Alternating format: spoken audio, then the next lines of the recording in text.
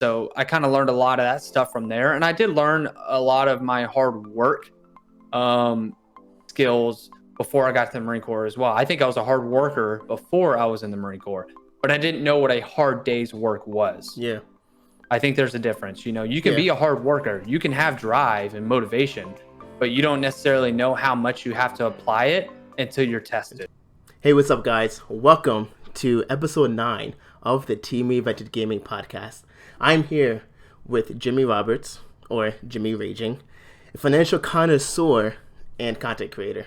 So, what's up, Jimmy? How are you doing? Hey man, what's going on? Thanks for having me. Yeah, I'm glad that you were here. So, Yeah, glad to be here. This is exciting. yeah, Glad man. to finally make it on. I know it's been it's been a while. So, Yeah. yeah, man, glad for you to be here and everything like that. For those who don't know, Jimmy was actually the first person to join the Team Reinvented Gaming Discord ever. So, definitely forever grateful for him for giving me a chance and being part of this community. So definitely grateful. But so Jimmy, tell us a little about yourself. Tell us how you came to be the financial connoisseur and content creator that you are currently, and what does that look like? So. Yeah. So, I guess we'll kind of wind back a little bit, a few years. So obviously, Jones, me and yourself, we're both Marine Corps veterans. So right out of high school, I just joined the Marine Corps. Did almost 6 years, five years and eight months, I think. 5 years, 9 months, something like that. In the Marine Corps. And I will hold off on stories. I'm sure you'll have questions about that later that we'll dive into there. But yeah, did almost 6 years there, and then finally after that, when I got out of the Marine Corps, I just started pursuing my college degree. Originally, I was just doing like a general studies degree with the current university that I'm with now, because I wanted a financial management specific degree, but they don't offer a specific financial management degree. So I was like, okay, I'll just do a general degree right now and just kind of wait it out and see what happens. And then I just switched to a general finance degree now, so I can be, a financial analyst, an accountant, a financial manager, anything along those lines if I want. Um, so kind of, yeah, It just that's happened. the short line of it. Yeah, I mean, I've Yeah. always enjoyed, obviously, I've always enjoyed money and talking about money and stuff like that. Um, all those interesting Hmm. things, and so I knew that when I went to school, I did want to do something finance based. My two options really were engineering and finance. But I fucking hate science, and engineering is a lot of science. It's a lot more science than I actually thought it was. I Hmm. I I, I thought it was a lot of math, obviously, which makes sense.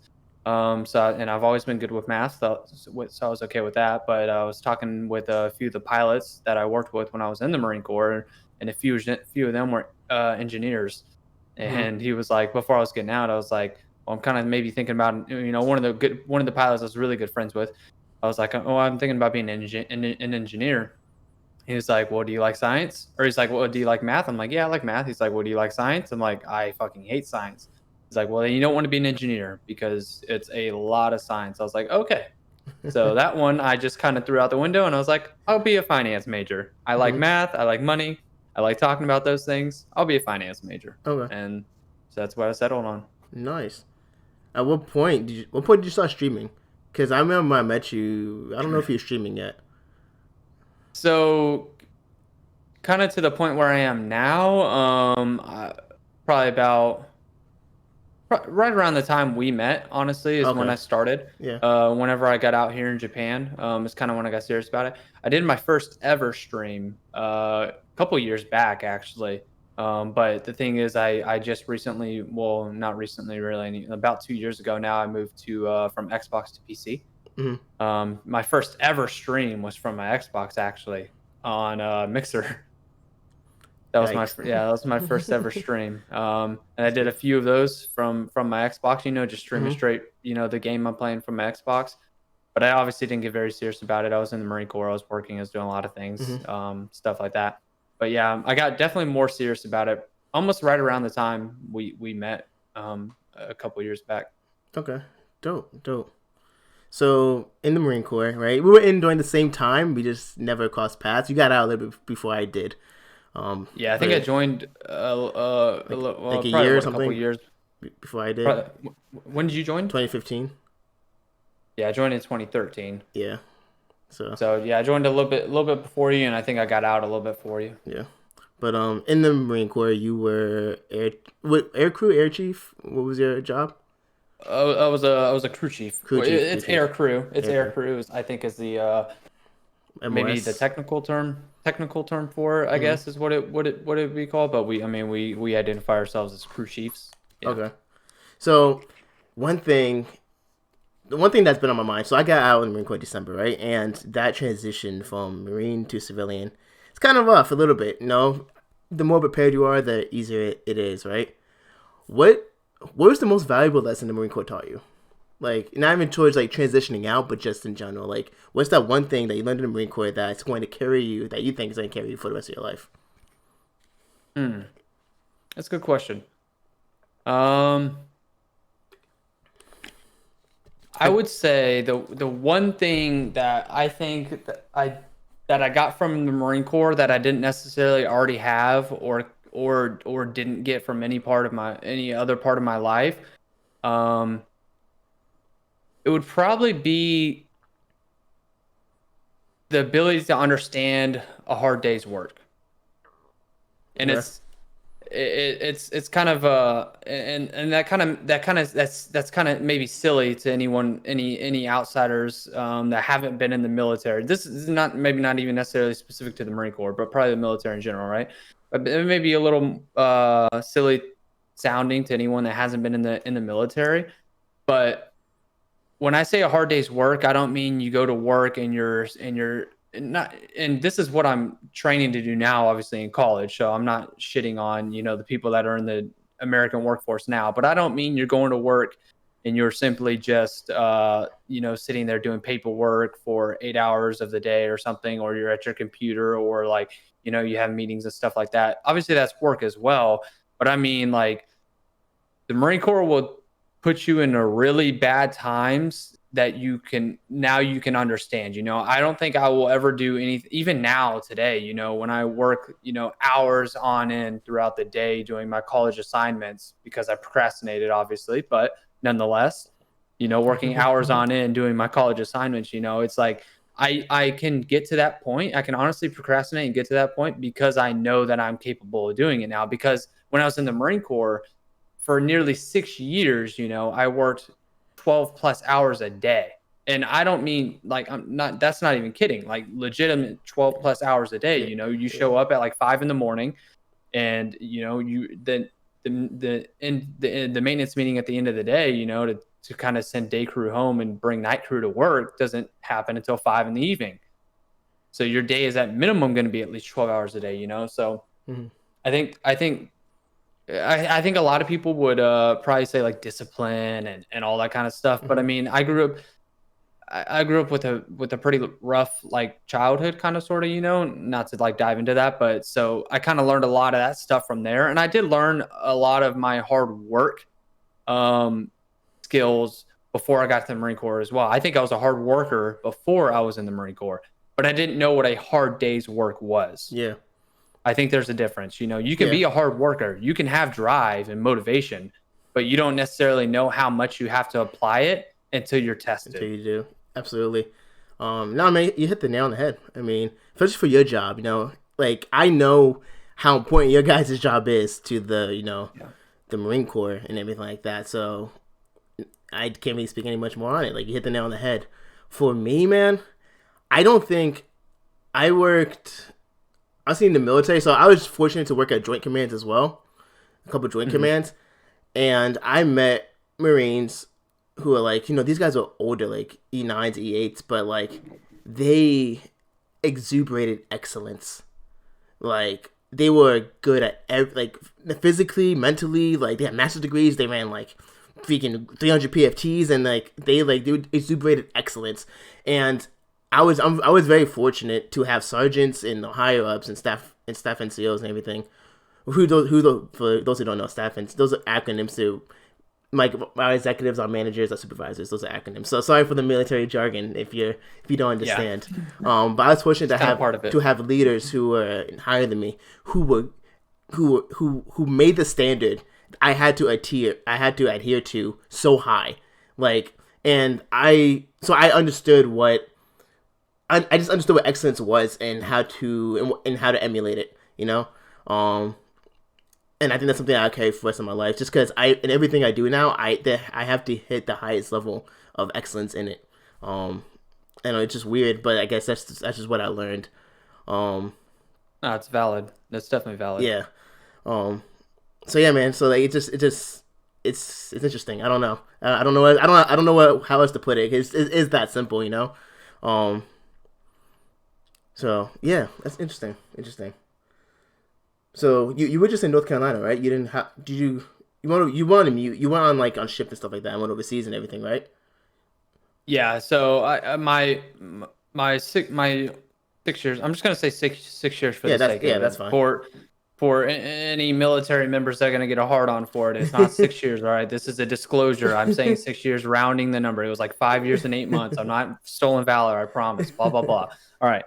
So for my nearly 6 years, I was in North Carolina. Well, my duty station was North Carolina. Yeah. Obviously, uh, air wing contracts are by default 5 years, because our schoolhouses are a lot longer than Hmm. normal. I spent a year and like a year and a half, maybe a little bit more, just in school alone. Hmm. We go through I'll kind of lay them out. So we obviously every Marine goes through initial boot camp, and then you either go to military combat training or infantry combat training, depending if you're an infantry member or if you're just a standard military member. So I went through MCT or military combat training, and then from there I went to Pensacola, which was my advanced swim school training. And then from there, I went to SEER, which is survival, evasion, resistance, and escape training. And then from there, I went to my mechanic school, which taught me how to work on the helicopters, taught me the basics of the helicopters and stuff like that. And then from there, I went to my crew chief school, or what we called CMT, which is crew member training. And that's where I learned how to fly on the aircraft. And then Nice. after that schoolhouse, I finally went to the Fleet Marine Force, which is where you actually apply your skills that you've learned and do your job on a daily basis. And for that period, yeah, I was in North Carolina for that entire time. Obviously, in and out of different deployments, different debts, things like that. I think of my time in North Carolina, less than half of it probably was actually me spending time in North Carolina. I think I was actually out in North Carolina more than I was in North Carolina, which was nice. But Yeah. Nice. So, one thing going back kind of to the previous question, like I I was only stationed in the United States for literally 6 months out of my 5.5 years. Right, I yeah, rounded that to chat. I mean, just chat. I rounded that to for the audience. Like it's like 5 years, 3 months. So actually, I'm gonna do 214 later. But yeah, and being overseas, you're in Japan right now, right? So like yeah. that in itself was, bro, that's game changing. At 20 years old, being overseas and like living in a different country, that's something else, man. Like that's something I want people to experience and like realize how, Yeah. because you're on your own. Like you're not going home. Like it's not like you can just go back to your parents' house or whatever. You have that comfort. It's like, hey, I'm over here. I'm over here. Granted, I'm with friends and supervision and safety, but like It's different. it's different. This is a different thing. So like, how did that affect you? Or, like having those Um, experiences. are you saying deployments or currently now? Um, I would say both. But I don't know how long. I don't know how deep you want to go into it. I'll say currently now or deployments. Whatever you decide to talk about. It's up to you, man. Yeah. I mean, we can kind of hit both. Yeah. I don't think it'd be too much. Yeah, I definitely agree with you on the whether for you as being stationed over here for your period, as your duty station, or for anyone being deployed in a foreign country. Yeah, it's definitely an eye opener. You there's a- and obviously now, like in today's era of the military, or the Marine Corps, really, I should say, because I can't speak on other branches. There's not really combat deployments happening. But even then, just going to another country and living in another country, like I did for my 6 month deployment out here to Japan. People say, "Oh, it was," there's a joke in the Marine Yeah. Corps, "Oki's not a deployment, whatever, blah blah blah." And no, obviously, it's not, Combat a deployment. real combat deployment. Obviously, you're not going to come to Japan and there's just no combat happening anymore. But you still do like legitimate deployment stuff. You still work with the local military here. You still work with the Filipino military when you go to do debts over there. So it's still you still get that real factor.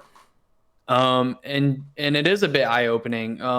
When you do go to those other places, you go somewhere like the Philippines, or you go somewhere like Thailand, that's a much less developed country, and you see how they experience life, and it'll really show Yeah. you, how well things really are in the United States, even on your worst day. Your worst day is a lot better than Some people's. people's best day Yeah. in other countries.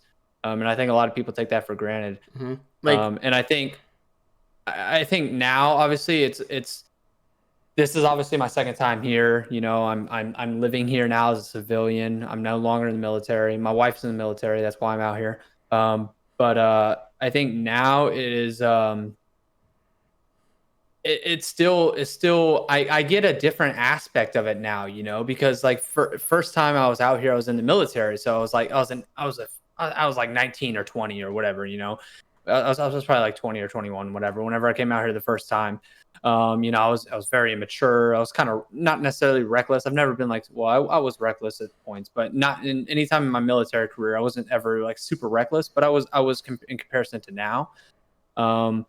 So, everything's just like you have your military goggles on, it kind of is Yeah. how you see it when you're in the military. Everything is only ever related to the military. There's nothing outside the military. Everyone in Okinawa is in the military, blah, blah, blah. And then you come out here as a civilian and you're like, there's actually a lot more functioning parts than just the military, like and I get to enjoy that aspect of it now. It's nice to, obviously I'm very entwined with the military still, since my wife is in. I live on base and stuff like that. I speak to a lot of military members, but I still get a different aspect of it now, which is Yeah. nice.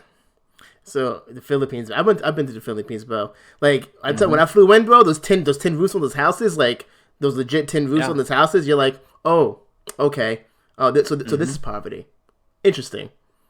Like Yeah, I yeah, it's definitely interesting when you go, especially places like the Philippines, where like they obviously do have developed areas. Like when we were in the Philippines, we flew around a few different areas, and they have like a no shit, city with like with skyscrapers and stuff like that too.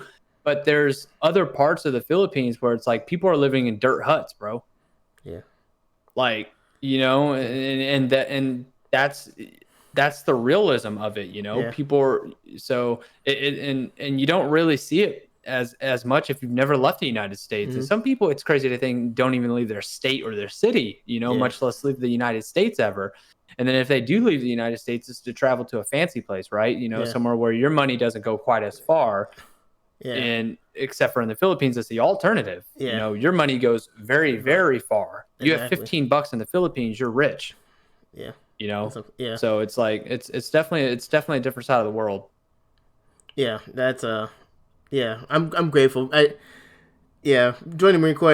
As much as we a lot of Marines like to hate to say it, but it probably the best decision of my life to join the Marine Corps. Oh yeah, I So, think so too. like, it has I good in it, it has its bad, but it was definitely the best decision of my life. So I can't lie about that, and I would never speak bad of the Marine Corps because I can't. Because yeah, Yeah, I always tell, I mean, people always ask, like, if anyone ever asked me, would you do it again?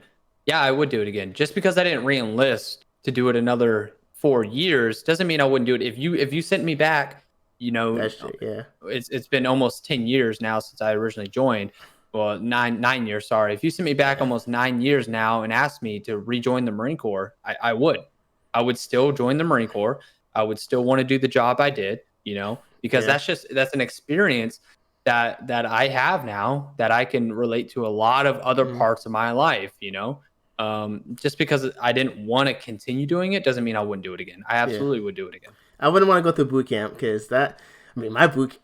I'm not gonna go too deep down that rabbit hole and the repressed memories, but boy, I do not want to go through my boot Yeah, camp obviously, again. obviously, if there's parts I could skip, I would skip them. Yeah, But I would skip some parts like oh gosh, I'm not gonna open that can of worms because we'll be here all day yeah. sharing those stories. But so finance and economics, Jimmy. Okay, so so what do you think? So COVID happened, right? Kind of shut down the economy and everything like that. What are your thoughts? Like, what do you think? This is a very broad question, right? And I know that when I ask you this, but like 2021, what do you think the economy is going to be like? Like, what do you? I don't know. Like, what do you think? What's going through your mind as a finance major and everything like that? Like, yeah, this is kind of something we talk about in like a lot of the classes as I go through them. Obviously, like I'm just now starting to scrape the top of the barrel or whatever for whatever the saying would be, I guess, for my finance classes. mm-hmm. I'm about uh 20 something credits away from my bachelor's now. So Nice. those last, however many credits are all your upper level courses is Mm-hmm. what they call them. Your not finance specific for me, but your Yeah. major specific courses, right? But this is something where we kind of talk about from time to time about the direction of the U.S. economy and kind of like how things are going. And my hope is, and ideally, 2021 is going to be a good economic year. Whether, and I'm not into politics. I don't care about the president. I don't even vote. I really don't care. But whether you like it or not, as president, Trump did a lot of good for our economy. And I think we saw a lot of good things come from. I think our economy could have been a lot worse off during the pandemic and everything like that. And I think it still did really well in a lot of parts. Obviously, probably could have done better, absolutely, but it definitely could have done a lot worse. Mm-hmm. And I think 2021, hopefully, will continue to do that. Obviously, I invest and stuff like that in the stock market. I've been investing since 2016 Mm-hmm. when I started investing. And 2021 was actually my best year. The stock market actually did really, really well under President Trump, just in general. And then 2021, obviously dependent, if any good investor will tell you it's a terrible idea to keep all your investments in one industry. So if you are one of those investors that kept all your eggs in one basket for the sake of, the Trends. term, yeah, exactly, then you probably didn't do very well in 2021. If you had all your stocks invested in airlines or travel and stuff like that. But if you did have a diverse portfolio, then you probably did pretty well, like I did. Some of my stocks didn't do as well, even though they. And then so some of my stocks didn't do as well, and then some of my stocks did really well. Mm-hmm. But the thing is, my stocks that didn't do as well did not do as bad as my stocks that did really well. So even though I lost on some fronts, I really, really won on Others. other fronts. Mm-hmm. So even then I benefited from it. Yeah. Yep. So yeah, Oh, I didn't mean to go cut ahead, you sorry. off. I didn't mean to cut you off. No, no, Okay. you're fine. I was just gonna say I think 2021 hopefully will be continue that trend, and then we're gonna see the repercussions of it, as we keep Mm-hmm. going. So Nice. So, being a CEO and business owner, I'm also going to school, right, for business and everything. I have to learn mhm. as well. I can't just watch YouTube videos all day. Yeah, So, there's a part of it. right, There's some education behind some it. education behind it. Oh, I'm gonna go down a rabbit hole, kind of, but I'm gonna. And if you take me there first, I will follow you. But so economics, I have economics class, but I literally like. There's a difference between being a business owner and an entrepreneur. Two different Oh yeah. things. All right. And the trend on YouTube is like people want to be entrepreneurs. 9 to 5 is a scam. Let's make passive income. Cool. I don't agree with everything they say. Go invest in Dogecoin and crypto. Do what you have to do, I guess. But like, Sure. you're not. It's the difference between being a business owner and an entrepreneur. Like, as a business owner, I just can't like. I can't I can't wing it. Yes, there's calculated risks sometimes, but you need fundamental knowledge to make smart decisions and to make Yeah. correct decisions, right? I need to know accounting, I need to know marketing, I need to know economics, and economics, for example, that particular man. There was so much I didn't know just about the economy in general that not only helped me as a business owner, but just as a human make fundamental decisions in my life about whether investing and even the election or whatever. It's like me Hmm. understand things a little bit more. So like for you finance economic guys, like oh man, like I can only imagine the amount of supplemental knowledge that you get that helps in your everyday life. And because I definitely see the benefits already, and I've taken nowhere near as much as you have. Right, I probably don't know even a fraction of what you know about finance, but man, yes, but economics in particular has been great for me. So, um, Yeah, I'll say that I definitely agree with that. And I think this is probably gonna be the truth with any major that you take. That there's always going to be, like, for instance, you're a business major, right? mhm. Um, or your business management major. I don't know what your specific Yeah, degree is, yeah, but so obviously in my finance major, I had, right, like currently I'm taking a business management class, right? So this is my second business management class. So obviously I learned some aspects of that. But if I was a business major, I can only imagine how much more in depth it's going to go, right? And it's kind of the same thing, and it's going to hold true with any degree. But yeah, I thought I was pretty well, and like I said, I've been investing since 2016. I thought I was pretty well informed kind of on how I should make investments. I've read a few investment books. I don't just watch the YouTube videos, even though I do watch YouTube videos to mhm. gain information as well. I'm not shitting on those Yeah, people that do, but there is knowledge to be learned in other places. I think you should diversify how you learn things. This goes for anything in life. You should never learn everything from one person. You should always learn all your knowledge from multiple people, because different people have different experiences. I may just have knowledge that you're not going to have because you haven't been there and done that, and that's okay.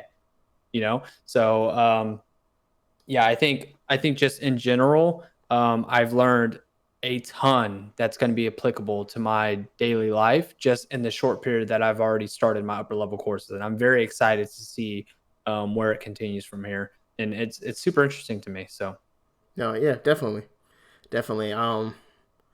Yeah, YouTube is helpful because I'd have used it for accounting because that's not my strong suit, but um, yeah, yeah, YouTube is a very good platform for it's a diversifying really good knowledge. educational platform if you employ it in the correct ways. There's a Exactly. lot of information and there's a lot of knowledge on YouTube. I'm definitely not shitting. I use it a lot as well for learning.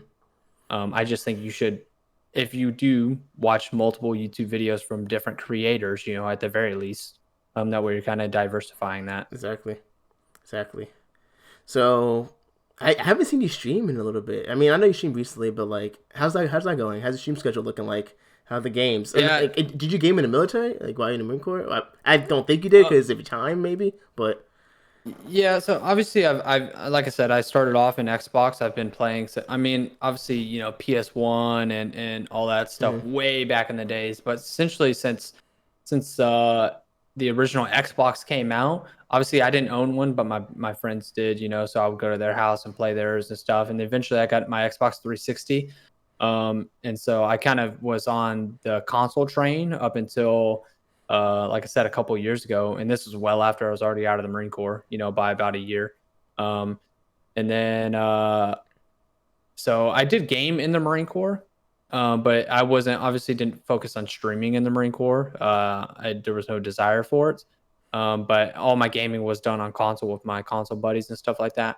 And now that I've switched to PC, I don't necessarily have a streaming schedule because I'm only a full time college student, yes, but you have to really apply yourself, especially for what I'm doing is online college. And my courses are actually my like, not really semesters, but my classes specifically are a lot shorter than most other people. I think general online college is like 11 weeks.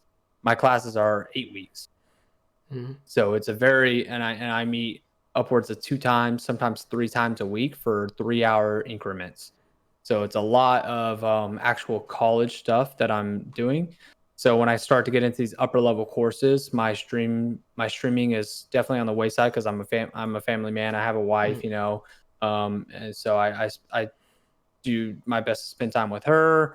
I do my school stuff. I do game off stream. Every time I game, I don't necessarily want to stream. For example.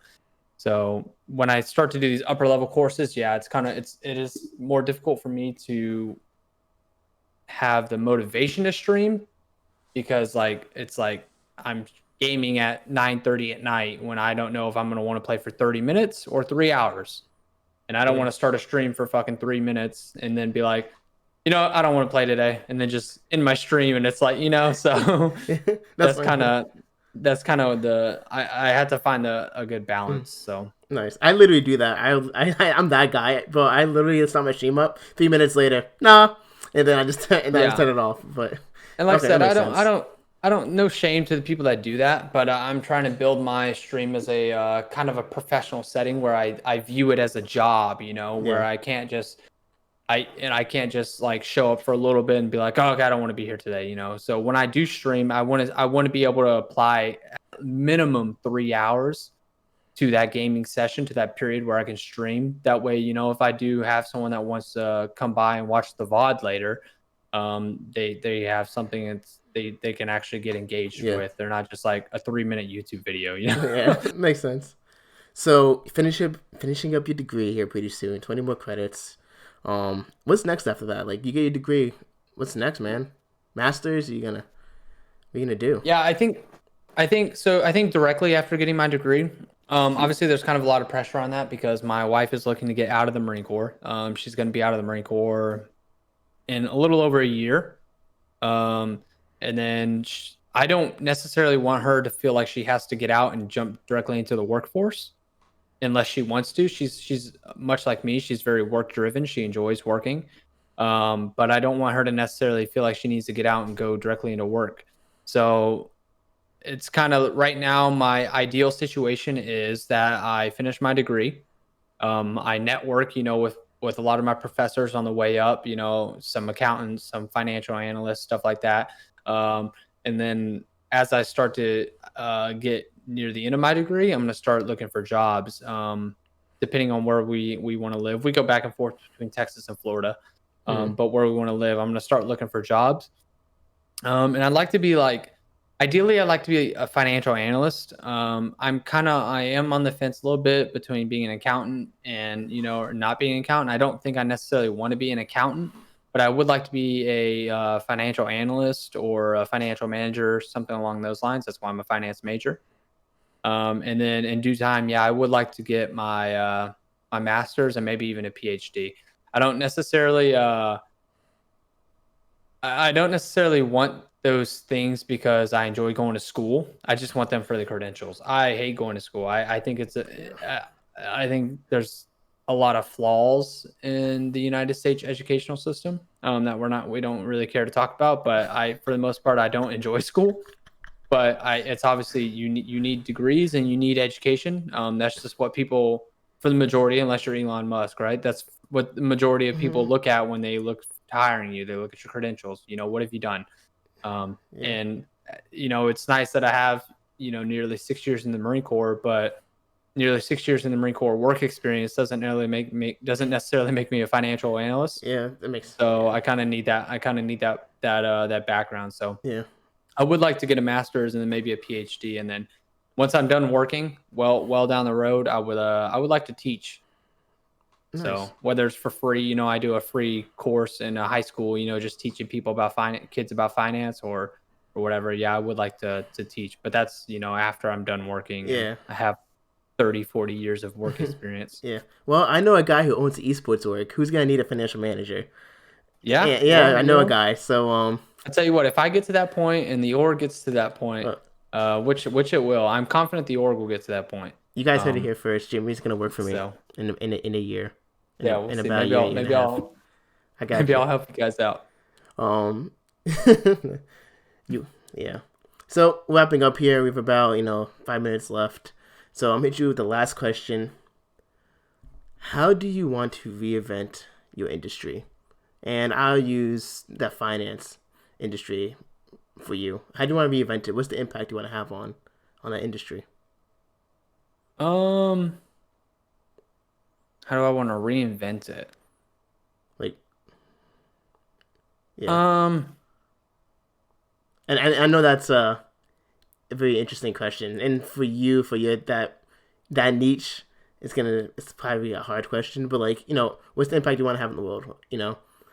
And all that. Yeah, I would like to just the impact I would like to have in the world is I want to get to the point where obviously my family and stuff comes first. I want to get to the point where we're financially stable and I can support my family and live without worries. But I also want to help, I want to be able to for instance, let's say one day my stream blows up and I'm, Summit 1G or XQC size or whatever, and I'm making millions and millions. I would like to take that opportunity to donate that money and kind of pay it forward, because like I said, I grew up in a with a rough background, so I know what it's like to live on a limit, we'll say, right? What's the balling on a budget, Yeah. right? So I would like to just take the opportunity to kind of give back to people in need, and stuff like that. I necessarily reinvent my industry. I don't know that I necessarily care to reinvent my industry. Um, I that's kind of an entrepreneurial feature, I guess, to really want to change the industry. Um, I don't know that's necessarily something I want to do. I'm not really looking to be an entrepreneur or a business owner or anything like that.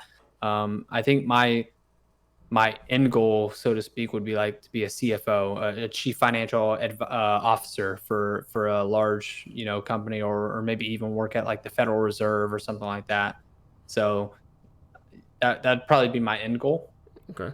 um, which doesn't really involve reinventing my industry, but No, yeah. I asked the question. Like I said, for you, that probably was not as applicable, but nonetheless, that's great. I So think for some people it could be. I mean, yeah, maybe that's some people's plans. It just doesn't necessarily interest me as much, to be honest. nice. So where can people find you if you want to learn more about you, see you stream, get in contact with you if you have any questions? Yeah. So obviously my stream is Jimmy Raging on Twitch. I don't know how it's gonna be tagged, but maybe at the bottom of the screen Yeah, somewhere I'll take there. care of it. Maybe Don't worry. you'll have my alias there. But yeah, it's Jimmy Raging on Twitch. Jimmy underscore Raging on Instagram. Those are the two platforms that I'm uh most active on. I do have a YouTube channel that I've tried to upload, but obviously that takes content to upload to. So I had to create the content first, which comes from my streams. I've been recording in the background even when I don't stream. So I've been trying to get clips so I can make necessarily montages or like stream highlights, stuff like that. But yeah, I think DMs on my Instagram or just directly hopping into my Twitch. I set my game aside a lot of times to just straight up read chat and hang out with chat. So if someone comes in and they want to talk finance or they want to talk about whatever, my Marine Corps history or whatever, feel free. Twitch will probably be a good place to do so. Nice, nice. Well, Jimmy, thank you for being on the podcast. I learned a lot from you and everything like that, and I'm pretty sure the audience did as well. So thank you. Yeah, I hope so. Thanks for having me. No problem, man. Um, and guys, thank you for watching episode 9, and I will catch you in the next one. Peace. Later.